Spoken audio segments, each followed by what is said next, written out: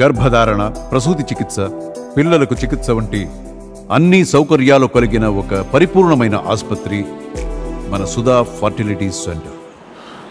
ప్రస్తుతం చంద్రబాబు నాయుడు హైదరాబాద్లో ఉన్నారు. గత 2 రోజుల నుంచి కూడా ఆయన హైదరాబాద్లోనే ఉన్నారు. ఇక్కడే ఎన్టీఆర్ ట్రస్ట్ భవన్లో తెలంగాణ టీడీపీకి సంబంధించి ఆయన చర్యలు చేపడుతున్నట్లుగా తెలుస్తుంది. ఎందుకంటే ఇక్కడ ఏపీలో టీడీపీ అధికారంలోకి వచ్చింది, ఇక తెలంగాణలో కూడా టీడీపీని బలోపేతం చేయాలని చెప్పి భావిస్తున్నారు. 2014 ఎన్నికల తర్వాత కొద్దిగా 2014 ఎన్నికల్లో తమ ఉనికిని చాటుకున్నటువంటి టీడీపీ 2018 తెలంగాణ ఎన్నికలు వచ్చేటప్పటికి పూర్తిగా తమ ఉనికిని కోల్పోయింది.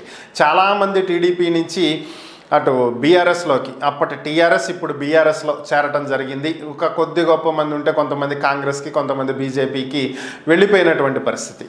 ఇక 2023 తెలంగాణ ఎన్నికలకు వచ్చేటప్పటికి అసలు టీడీపీ పోటీ కూడా చేయనటువంటి పరిస్థితి. సో ఇలాంటి పరిస్థితి నుంచి ప్రస్తుతం చంద్రబాబు నాయుడు చేసినటువంటి అభివృద్ధి గురించే అందరూ మాట్లాడుకుంటున్నారు. ఈరోజు హైదరాబాద్ ఈ స్థాయిలో ఉందంటే దానికి చంద్రబాబు నాయుడే కారణం. ఆయన ఏర్పాటు చేసినటువంటి హైటెక్ సిటీ కావచ్చు, అక్కడ ఫ్లైఓవర్ల నిర్మాణం కావచ్చు, డెవలప్మెంట్, ఇన్ఫ్రాస్ట్రక్చర్, సైబరాబాద్ సిటీ నిర్మాణం, ఇవే కారణం. సో అలాంటి నేత మరలా కావాలి అని చెప్పి యావత్ తెలంగాణ ప్రజానీకం మాట్లాడుకుంటుంది అనేటువంటి వాదనల నేపథ్యంలో వీటినే బలంగా నమ్మినటువంటి చంద్రబాబు నాయుడు మరలా అక్కడ పార్టీని బలోపేతం చేయాలనేటువంటి ప్రయత్నం చేపడుతున్నారు. అయితే తప్పేం కాదు. అయితే పార్టీ వీడినటువంటి వాళ్ళందరినీ తిరిగి పార్టీలో చేర్చుకోవాలని చెప్పి తెలంగాణ టీడీపీ నేతలకు చంద్రబాబు దిశానిర్దేశం చేస్తున్నట్లుగా తెలుస్తుంది. ఇక ఉమ్మడి ఆంధ్రప్రదేశ్ 1999 ఎన్నికల్లో ఎమ్మెల్యేగా గెలుపొంది మంత్రి పదవి చేపట్టినటువంటి సినీ నటుడు బాబు మోహన్ ఆ తర్వాత పార్టీ మారిన విషయం అందరికీ తెలిసిందే. సో ఆయన ప్రస్తుతం ప్రజాశాంతి పార్టీలో ఉన్నారు. కాంగ్రెస్ అని, బీజేపీ అని అన్ని పార్టీలు తిరిగి చివరికి ప్రజాశాంతి పార్టీకి చేరారు. ఇక ఇప్పుడు మరలా తిరిగి టీడీపీలోకి రావాలనేటువంటి ప్రయత్నం చేస్తున్నారని నిన్న చంద్రబాబుని కలిశారు అనేది సమాచారం.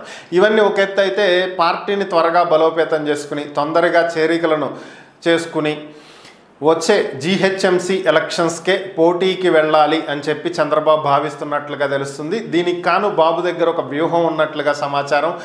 ఎలా అయితే ఏపీలో కూటమి కట్టి కూటమి ద్వారా అధికారాన్ని సాధించారో అదే విధంగా తెలంగాణలో కూడా గత ఎన్నికల్లో బీజేపీతో కలిసి పోటీ చేసినటువంటి జనసేన 8 స్థానాల్లో పోటీ చేస్తే ఒక్క స్థానం కూడా దక్కించుకోలేకపోయింది తెలంగాణలో.